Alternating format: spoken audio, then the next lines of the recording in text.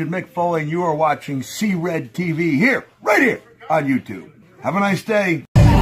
This is Cody Diener, and you are watching C-RadTV on YouTube. And just like Cody Diener, C-RadTV lives by two simple words. Just give her, yeah. How's it going, guys? It's Rad C at a WWE NXT review from March 13th. 25 days till WrestleMania. Let's go ahead and jump right into it. So we start off NXT with our first semi-final match in the Dusty Rhodes Tag Team Classic. So this semi-final match sees Mustache Mountain, Tyler Bates, and Trent Sevens facing the Forgotten Sons, Wesley Blake, and Steve Cutler. Highlights of the match: Tyler's arm drag was good along with a snap suplex. Wes's neck breaker looked pretty good too. Trent's DDT looked good along with his power slam to the side. It was an interesting way to go with that power slam. Wes's leg drop on the apron was pretty good. Trent and Wes's double clothesline was pretty good too. Tyler's back body drop was good along with his drop kick and his airplane spin. Tyler Bate would then do a double airplane spin with both Wesley Blake and Steve Cutler on his shoulder. So really good feat of strength there from Tyler Bates. It was only like 3 or 4 spins, but still it counts. Still not bad. I'll give Tyler massive kudos there. Tyler's double Hurricane Rana to both members of the Forgotten Sons was good too. Jackson Riker of the Forgotten Sons would get involved near the end of the match. Tyler's Exploder was good along with a standing shooting star press outside the ring. Tyler's corkscrew splash was good. Mustache Mountain's big right, which also led to a dragon suplex combo, very well done. Tyler's front flip dive was good. Steve Cutler's running knee to intercept Trent's suicide dive was very well executed. Good job there. So to the match ending, Forgotten Sons would hit the inverted DDT stomp combo on Tyler Bates. Steve Cutler gets the 3 count for the win. So the Forgotten Sons would advance to the Dusty Rhodes Tag Team Classic Finals. They will face either DIY or the team of Ricochet and Aleister Black in the finals. And the winner of the Classic will challenge the War Raiders for the NXT Tag Titles at TakeOver New York. Alright, you won against me, folks. I will call it TakeOver New York City over TakeOver Brooklyn 5. You won. You're welcome. I'll do it. Alright, so let's continue on. So next up, we get a one-on-one match. We get Io Shirai versus Bianca Belair. It is a number 1 contenders match, where the winner will challenge Shayna Baszler for the NXT Women's title at TakeOver New York. And speaking of Shayna Baszler, Shayna was on commentary for this matchup. So highlights of the match: Io's missile dropkick was good along with Bianca's standing moonsault. Io's roll up into a stomp was very well done, along with her drop toe hold. Io's tiger feint kick was good along with her springboard missile drop kick. Bianca's hair whip was good along with Io's double knees in the corner. Io's avalanche Frankensteiner was good too. Bianca would hit a spear on Io, but Io would oversell the shit out of it because she was leaping up in midair as Bianca was hitting. And I was like, what the fuck are you doing? That's not how you sell a fucking spear. Like, what the fuck was that? But yeah, which leads to our match ending. Shayna Baszler will leave the commentary table. Shayna will get in the ring. She pulled Io Shirai out of the ring, which would initially force the DQ.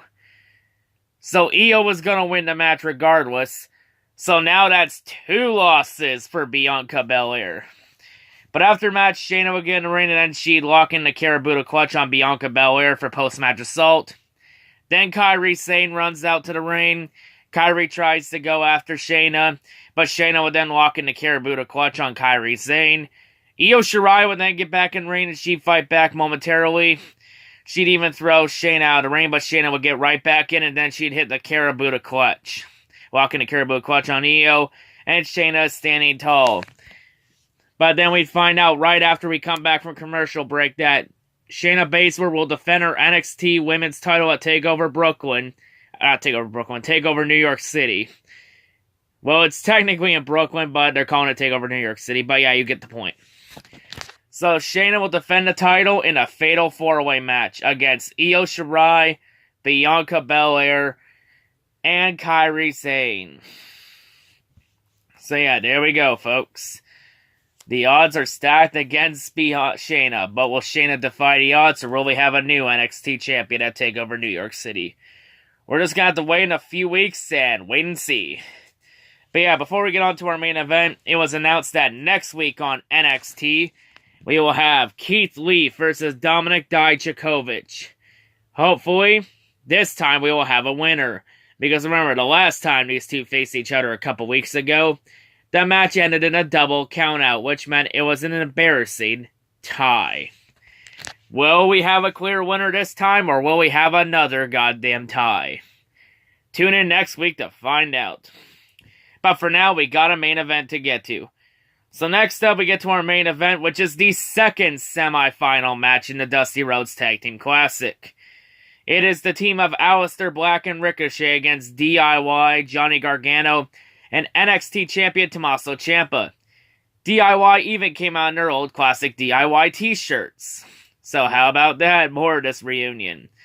So yeah, if anyone's wondering about the Tommaso Ciampa injury, I believe the taping where Tommaso officially relinquishes the NXT title, it happened tonight. But it will air next week on NXT. Because remember, NXT tapes their episodes a week in advance. As of this recording, I haven't even got a spoiler on the WWE app. So yeah. But I think everyone knows that he's gonna relinquish it, since he just had neck surgery. And he's gonna be out 6 to 14 months. But yeah, I think it was this match somewhere in here where he got the injury.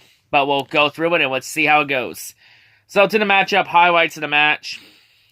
Aleister's sliding knee was good. The great athleticism of Johnny Gargano and Ricochet to counter each other's moves with the flips and whatnot. Very well done. Great work from both of them. Ricochet's head scissor was good along with his drop kick, and his springboard drop kick was also good too. Johnny would then botch a springboard spear. I'm not sure what the fuck that was. I think Johnny's foot got caught on the rope, and that's what caused that charade there. But yeah, that was a fucked up move. Johnny's standing suplex is good. Tommaso's slingshot into the bottom rope was good too. Johnny's hangman neckbreaker was good, along with Tommaso's running knee in the corner. Ricochet's running neckbreaker, which also resulted in Tommaso hitting a DDT on Johnny Gargano in the process, was very well done there. Good sequence. Aleister's leg sweep followed by a sliding knee. Very well done. Aleister's dropkick was good too. Aleister's knee to Johnny Gargano to counter a slingshot spear. Very well done. This time it actually looked good, and Johnny didn't trip on the rope this time. So Johnny quickly learned from his mistake. But hey, we're all human. We all make mistakes sometimes. Aleister's brainbuster was good. Johnny would hit 2 super kicks. They looked pretty good.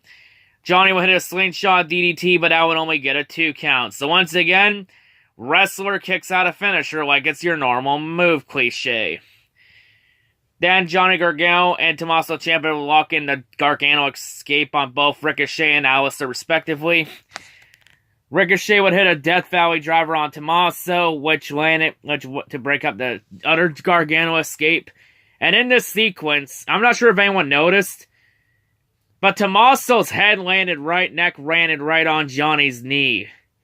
So I'm thinking right there, I think that's when the moment where Tommaso got that neck injury was when he landed right on Johnny's knee. Because the knee was pointed straight up, so it's like a giant spike when you land on it. See, I think that there is where he got injured. I think it was that moment. But let's continue on. So continuing on, Tommaso would hit a pump knee, but Ricochet would counter immediately right after with a payway kick. I was like, wow, that was a really good sequence there. Aleister would hit the Black Mass on Tommaso Ciampa. I think that probably did even more damage to that neck since it was already hurt.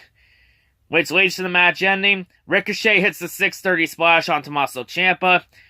Ricochet gets the 3 count for the win. So Ricochet and Aleister Black advance to the Dusty Rhodes Tag Team Classic Finals. And they will face the Forgotten Sons, Steve Cutler and Wesley Blake in the finals in 2 weeks. So yeah, we're going to have to find out who will challenge the War Raiders in 2 weeks. So yeah, then after the match, while Ricochet and Aleister Black are going up the ramp, Johnny Gargano's wife, Candice LeRae, would come out to the ring to check on Johnny Gargano since Johnny also injured his knee in the process. Tommaso Ciampa would then get out of the ring. He'd come over and help Johnny up and walk out. So then they walk all the way up to the ramp. So then while Johnny wasn't looking, his back was turned on Tommaso. Tommaso would then attempt to throw Johnny into the LED board, but Johnny would counter and roll through and throw Tommaso into the LED board for post-match assault. And then Johnny goes and hits a super kick on Tommaso Ciampa, probably doing even more damage to that neck, and Johnny is standing tall with Candice LeRae. So yeah, folks, you wanted a heel DIY reunion for a little bit? Too bad, you don't get it. The wrestling gods decided that a month and a half was enough of a DIY reunion for you as heels. So yeah, and that's how we end NXT. So once again, DIY is no more. And once again, the Johnny Gargano-Tommaso Ciampa feud will have to take a break, since Tommaso Ciampa got injured again. But yeah, overall, this episode, 3 matches the entire show, not much else to say. All really good matches. It was a pretty good show.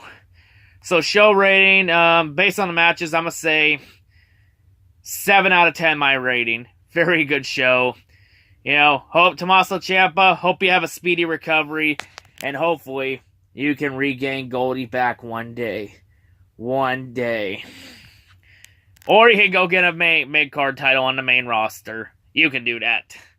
That works too.